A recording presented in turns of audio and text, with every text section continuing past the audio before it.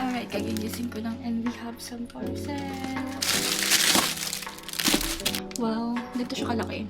Silicone pang meal prep. Foods, since alone lang naman, nagluluto na ako ng foods ng madamihan. Tapos ni-freezer ko, tapos gina-microwave ko na lang. So, kailangan ko ng ganitong lagayan.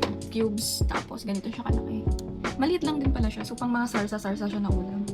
So, pandagdag sa mga pag ni-meal prep ko na pinafroze ko. Tapos may cover din siya. Pero pagka frozen na siya, ganun ko na lang siya tatanggalin. Ililipat ko na lang siya sa ziplock or sa mga cling wrap para makapag-save ng space sa fridge. Eto, wala pang 100 pesos. 5 pieces yung in-order ko. Maliliit siya na Tupperware. Pang meal prep din. Pero plastic siya. Naka-order na ako before ng ganito. Madamihan. Madami din yun. Kaso, hindi ko naalam nasan yung iba. Parang tinapon ko yung iba or pinamigay ko, pinaglagyan tapos pinamigay ko. Pero maganda kasi siya, pang storage, plastic siya. Kapag tumigas yung food, madali na lang din siyang tatanggalin. And proven ko na yung cover niya is sobrang hirap matanggal. Ayan, ang hirap siya matanggal. Pag na-frozen yung food, gaganyan-ganyanin ko na lang siya. Pero hindi ko na siya plan na gamitin for microwave kasi yung sebo ng food dumidikit. It's just a plastic, parang hindi naman yata siya microwavable kaya parang yung iba yata diniscuss ko. But for this time, i-meal prep ko na lang siya, papatigis ko yung food dito.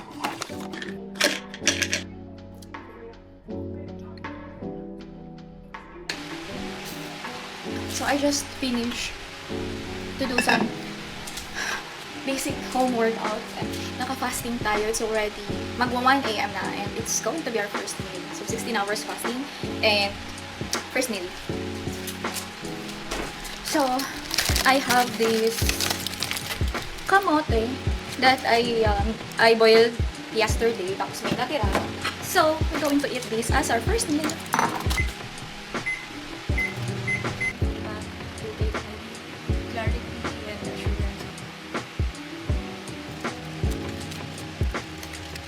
Bakit ganun? Parang pag ang sweet potato ang kamote. Bagong luto, kinain mo. Okay siya. Pero pag nilagay mo siya sa ref, tapos microwave mo, kagaya na ginawa ko, microwave ko, init ko, kasi kahapon pa to. Parang sobrang dry na niya. Baka ganun talaga, no? Sobrang dry niya, parang ayoko na nga. So for lunch, I will make tilapia. I have tilapia here, so ito na lang natin.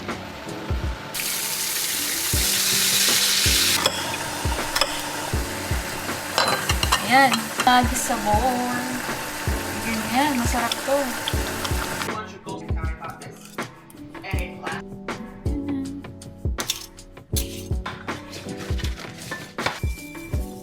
Pepper, ganti lang. Olive oil. That's it.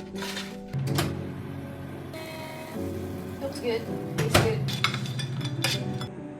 Tanang! Kamote fries.